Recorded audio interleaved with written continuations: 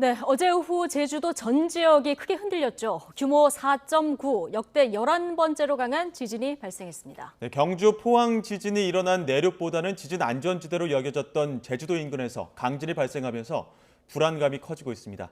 취재 기자와 함께 이번 지진에 대해 자세히 분석해 보겠습니다. 문화생활과학부 김진두 기자 나와 있습니다. 어서 오십시오. 네, 안녕하세요. 예, 자, 어제 제주에서 지진이 발생했다 그래서 깜짝 놀라신 분들 네, 그렇죠. 많을 뭐 현재에 계신 분들은 말할 것도 없고요.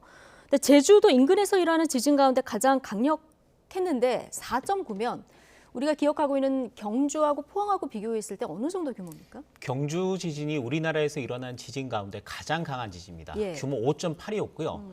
5.8의 지진이 일어나기 조금 전에 규모 5.1의 지진이 일어난 이후에 그게 전진이 됐고 규모 5.8이 본진이 됐고 예. 그 외에 굉장히 강한 규모 4 정도까지의 여진들이 계속해서 발생을 했습니다. 그러니까 2016년도 9월에 일어났던 경주 지진이 우리나라 역사상 가장 강한 지진이었다. 그리고 2위 지진이 포항 지진이었습니다. 그 다음에 일어난 2017년도에 일어난 포항 지진이었는데 규모가 5.4였죠. 그리고 5점대까지 지진이 한 10개 정도가 발생을 했습니다. 그 이유가 4.9인데 제주도에서 4.9의 지진이 어제 오후에 일어난 것입니다. 뭐 그래픽에서도 네. 보여지겠지만 11위에 해당하는 기록이고요. 예. 해역에서도 백령도 분에서도 규모 4.9의 지진이 제주도 지진과 동시에 공동 11위에 올라 있습니다. 위치를 좀 볼까요? 그래픽을 한 번 더 예. 바꿔주시면 좋을 것 같은데요. 어제 오후 5시 19분에 지진이 일어났고요. 예. 지진이 발생한 위치가 제주도 내륙은 아니었습니다. 제주도 해안 지역이었습니다. 가까운 해안 지역이었는데 네. 그래픽 이전 걸로 좀 바꿔주시면 좋을 것 같습니다. 제주도의 서남서쪽, 그러니까 약간 남서쪽 방향으로 31km 정도 떨어진 곳. 그러니까 굉장히 가까운 위치에서 발생이 됐고 지진이 발생한 깊이는 지하 17km 정도에서 지진이 발생했습니다. 그러니까 아주 심부 지진, 아주 깊은 지진도 아니고 예. 아주 얕은 데서 발생한 지진도 아닌 중간 정도의 지진이 발생을 했다. 그리고 제주도 인근에서 이렇게 지진이 일어나리라고 예상한 사람들은 없었다고 보시면 됩니다.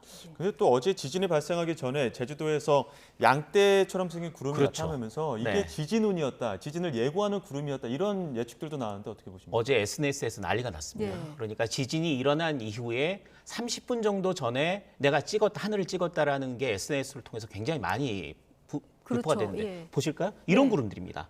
이거보다 조금 더 구름들이 지금 보시는 것처럼 예. 양떼처럼 생긴 구름들, 양떼 구름이라는 구름들이 쭉 하늘에 분포해 있었습니다. 네. 이런 구름들의 특징은 뭐냐면 방향성을 지닌다는 겁니다. 그러니까 구름들이 어떻게 일렬로 서 있는 듯한 그런 느낌으로 하늘에 펼쳐져 있다. 지진이 일어날 때 이런 구름들이 많이 그 전에 발생했다고 해서 지진운이라고 이야기를 하는 건데 예. 일리는 있습니다. 이게 일리는 과학적으로 있다. 설명할 예. 수 있는 방법이 있다는 거죠. 그래픽을 좀 보면서 예. 설명을 드릴게요. 어쨌든 지진이라는 거는 단층대가 깨지면서 발생을 하는데요. 예. 보시는 것처럼 단층대가 있다면 거기에 응력이 형성이 돼서 깨지기 직전까지 단층대가 굉장히 불안정해지면 단층대를 따라서 전하, 그러니까 플러스 극, 마이너스 극이 서로가 양쪽으로 분포를 합니다. 예. 그러니까 열을 지어서 분포를 하는 거죠. 한쪽 면에는 플러스 극이, 예. 한쪽 면에서 마이너스 극이 쭉 분포를 하게 됩니다. 예. 이렇게 되면 이게 대기에 영향을 미치고 대기에 영향을 미치면 그 위에 구름이 있을 경우 구름에도 영향을 미치면서 마치 선을 지은 것처럼 예. 만들어진 구름들, 그런 구름들이 형성될 가능성은 있습니다. 예. 그런데 그런데 이거를 지진의 전조라고 보기는 좀 어렵습니다. 왜냐하면 이런 구름들이 형성됐을 때 지진이 일어났느냐? 아닙니다. 열이면 9 정도는 그런 일이 발생하지 않았고 아, 좀 더 그렇습니까? 넓히자면 100번이 이런 구름이 발생했다고 하면 99.99 정도는 이 지진이 발생하지 않았습니다. 예. 지진이 발생했을 때 이런 현상이 있었다는 것 때문에 연관이 됐지만 워낙 대부분의 이런 구름들이 나타났을 때 지진이 발생하지 않았기 때문에 그걸 뭔가 통계적으로나 과학적으로 유의미하다라고, 그러니까 지진이 일어나는 전조 증상이다 이렇게 보기는 어렵다. 보기는 좀 어렵다라는 게 예. 현재 과학적인 분석입니다. 예. 자, 그런데 이제 제주가 바다에서 발생한 지진이었기 때문에 그렇죠. 우리가 일본 대지진에서 이 해일 피해가 굉장히 크지 않았습니까? 그래서 혹시 해일 피해가 있으면 어떡하나 걱정을 했는데 다행히 이건 좀 피해갔죠. 어제 지진 조기 경보 시스템이 굉장히 강한 지진이 예. 발생했을 때는 바로 분석해서 내놓는 게 있는데요. 규모 5.3으로 나왔었습니다. 그런데 해역이었었거든요. 예. 그리고 정밀 분석을 통해서 규모 4.9로 조정이 된 겁니다. 근데 규모 5.3의 지진이 제주도 가까운 해역에서 발생한다 그랬을 때 제가 들었던 가장 큰 걱정은 해일 피해였습니다. 예. 규모 5가 넘는 지진이 굉장히 가까운 해역에서 발생을 했다면 해일이 나타날 가능성이 굉장히 높습니다. 예. 그런데 어제는 해일이 없었거든요. 예. 이유가 있었습니다. 이번 그 지진을 일으킨 원인이 해일을 일으킬 가능성이 좀 낮은 형태의 지진이었기 때문에 예. 그래픽이 나오는데 좀 설명을 해드릴게요. 네. 단층대는 세 가지 모양으로 깨집니다. 첫 번째는 정단층이라고 있는데 경사면이 있으면 예. 경사면에서 그 경사면을 타고 한쪽 면이 내려가는 걸 정단층이라고 부릅니다. 예.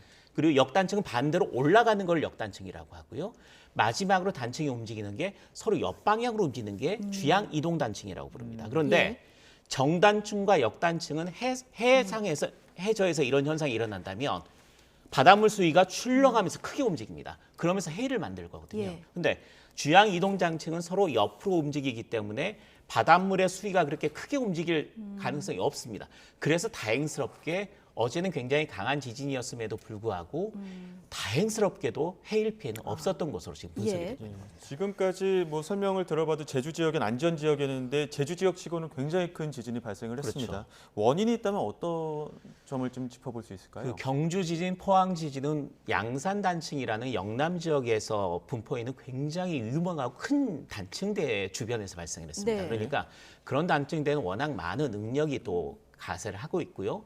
또 일본 대지진의 여파가 우리나라에 미치면서 그 응력들이 굉장히 집중됐다. 그래서 굉장히 큰 지진이 보통이라면 규모 4 이하의 지진이 났을 거를 규모 5로 높여서 네. 경주와 포항에서 연속으로 발생했다라고 말씀을 예. 드릴 수가 있습니다. 근데 제주도 부근은 상황이 좀 다릅니다. 제주도는 화산지대고 화산암들이 만들어진 상태에서 약간 약한 부분들이 그 쪼개지면서 나타난 예. 그 지진일 가능성이 높고요. 물론 그 지역의 해저에 대한 단층 조사는 이루어진 적이 없습니다. 예. 해저이기 때문에.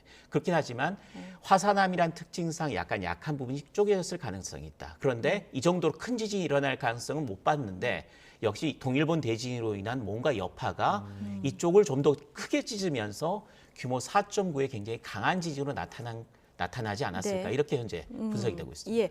제주 주민 여러분은 이 부분이 가장 궁금할 것 같은데 네. 지금 여진이 조금씩 계속되고 있다고 들었습니다. 네. 앞으로 강한 지진이 발생할 가능성도 있습니까? 앞서도 혹시? 말씀드렸듯이 내륙 지방은 규모 5.1의 지진이 일어났을 때 굉장히 큰 지진이라고 했는데 5.8의 지진이 났거든요. 그런데 이 제주도 부근은 지금까지 지진이 일어난 게 규모 2, 3이 최고였습니다. 네. 대부분이 규모 2 정도의 지진이었고 이번에 4.9의 굉장히 강력한 지진이 났기 때문에 여진이 계속 어제 이후로 발생을 하고 있습니다. 14차례 발생했는데 가장 큰 여진이 규모 1.7이었습니다. 네.